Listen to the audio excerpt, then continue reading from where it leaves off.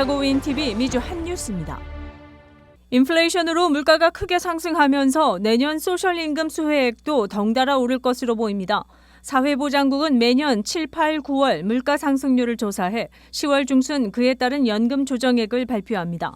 7월 통계가 나옴에 따라 현재 예상되는 수령액 증가폭은 약 9.6%로 평균 $159를 더 받게 될 것으로 예상됩니다.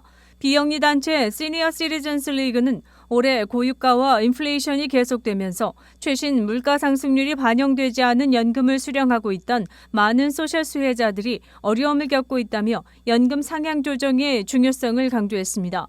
7월 소비자 물가는 유가 하락세에도 불구하고 지난해 대비 8.5% 오른 것으로 나타났습니다. 이에 비해 올해 연금 수령액 상승폭은 지난해 물가 상승률을 고려한 5.9% 수준에 머물렀습니다. 이에 따라 수령액 1인당 매달 약 $58의 생활비가 부족한 형편이라고 시니어 시티즌스 리그는 설명했습니다. 시니어 시티즌스 리그에서 소셜 연금 정책을 분석하는 메리 존스는 연금액 인상폭을 결정하는 물가 상승률 조사가 끝나지 않은 현 시점에서 최종 인상폭이 기대에 못 미치거나 예상을 크게 웃돌 확률을 배제할 수는 없지만 현재 약 9.3%에서 최고 10.1%의 인상을 기대할 수 있다고 말했습니다. 이어 그는 만약 연금 수령액 인상 이전에 생활비 부족으로 도움이 필요한 수혜자의 경우 저소득층을 겨냥한 정부 지원 프로그램을 적극 이용할 것을 권고했습니다. 지난해 시니어 시티즌스 리그가 조사한 노인 중 약 37%가 저소득층을 위한 정부 프로그램을 통해 생활비 관련 지원을 받은 것으로 나타났습니다. 이는 팬데믹 이전의 16%에 비해 크게 늘어난 수치입니다.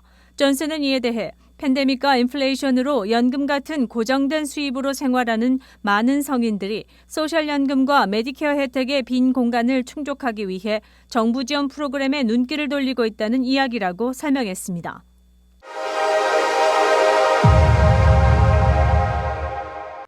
지난 7일 상원을 통과한 인플레이션 감축법으로 오바마 케어를 통해 건강보험을 구입한 소비자 대상의 보조금이 연장됐습니다.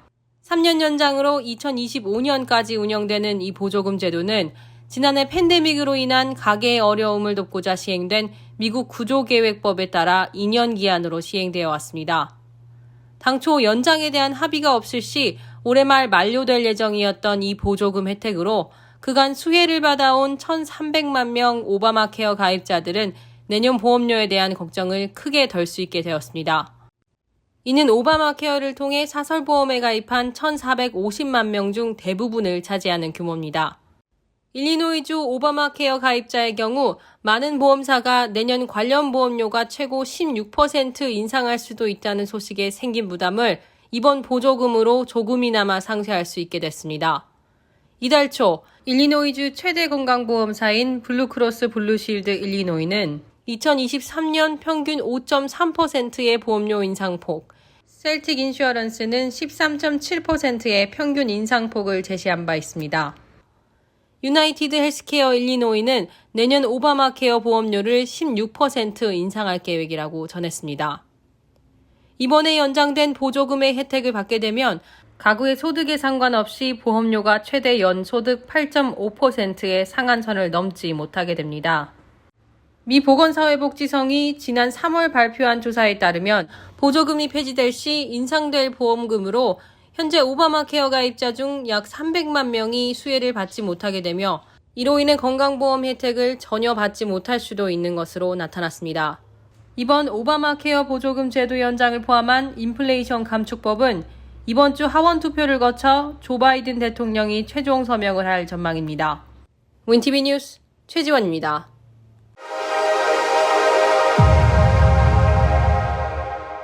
고공행진하던 유가가 최근 들어 50일간 지속적으로 하락함에 따라 전기차와 하이브리드 차에 대한 관심도 줄어들었다고 미 언론이 전했습니다. 자동차 온라인 업체인 에드먼드 데이터에 의하면 지난 3월 중순만 해도 전기차와 하이브리드 차량에 대한 관심은 전체 차량의 25%에 달하며 정점을 찍었습니다. 당시 미국 유가 평균은 갤런당 $4.40였습니다. 주춤하던 유가는 6월 중순에는 다시 갤런당 $5를 상회했습니다. 이렇게 유가가 올라가는 추세임에도 전기차와 하이브리드 차에 대한 관심은 22%로 오히려 3월보다 떨어진 것입니다.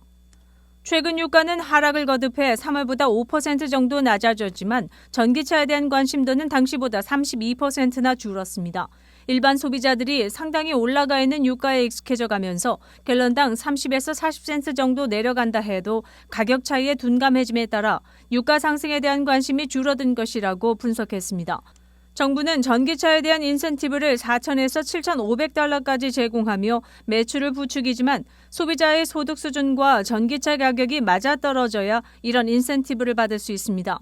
전기차 딜러 관계자는 유가가 지속적으로 상승할 때는 전기차에 대한 문의가 쇄도했지만 유가 인상이 한계를 드러내며 정점을 찍은 것으로 보이자 소비자들의 유가 인상 두려움이 수그러들고 있다고 진단했습니다.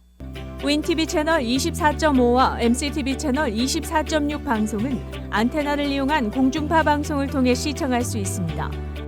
팬데믹 이래 급감했던 항공기 이용객이 점차 예년 수준을 회복하고 있지만 승객들이 귀가 시 이용하는 라이드 서비스 비용은 여전히 높은 것으로 나타났습니다. 최근 시카고 오헤어 국제공항 2번 터미널에서 교외 지역 호텔로 이동차 우버 기사를 부른 멀빈 라이트 씨는 $64라는 높은 가격의 이용을 망설였다고 전했습니다.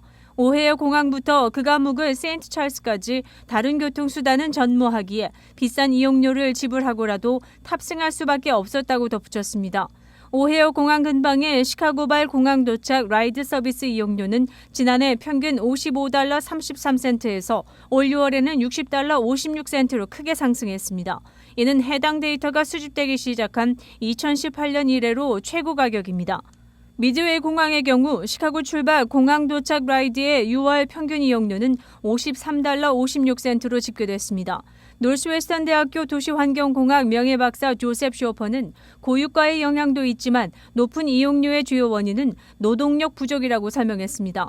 그는 운전하는 직업이 갖는 위험성과 어려움 탓에 많은 사람들이 적성에 맞지 않는다고 판단해 이직한 것이라고 덧붙였습니다.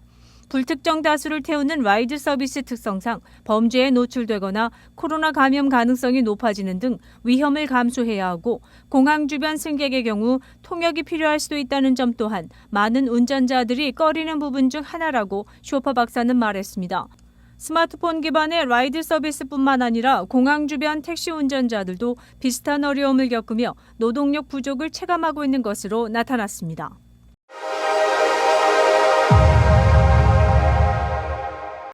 미국 투자자들의 관심이 집중됐던 7월의 물가 상승률 CPI가 지난해 같은 기간보다 8.5% 올라 월스트리트저널이 집계한 시장 전망치 8.7% 상승을 밑돌았습니다.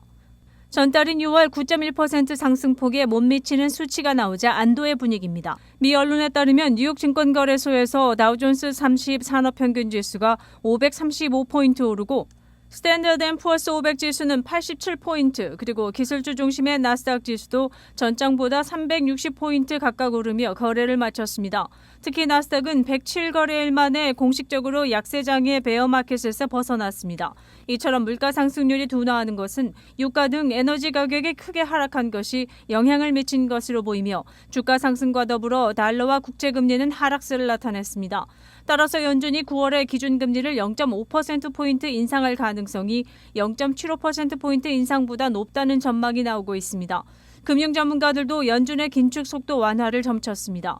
그러나 찰스 에번스 시카고 연방준비은행 총재는 이번 지표를 긍정적이라고 평가하면서도 8.5%의 물가 상승률은 기뻐할 수 없는 수준이라고 지적했습니다. 따라서 연준이 연말까지 금리를 3.25%에서 3.5%까지는 인상할 것으로 내다봤습니다.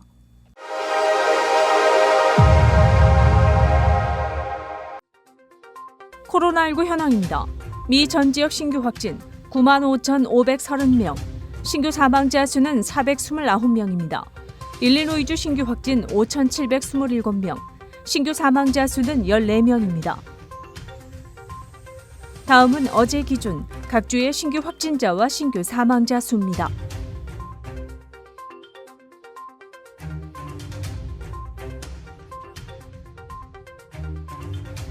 코로나19 관련 자세한 내용은 시카고 토탈닷컴을 통해 다시 볼 수 있습니다.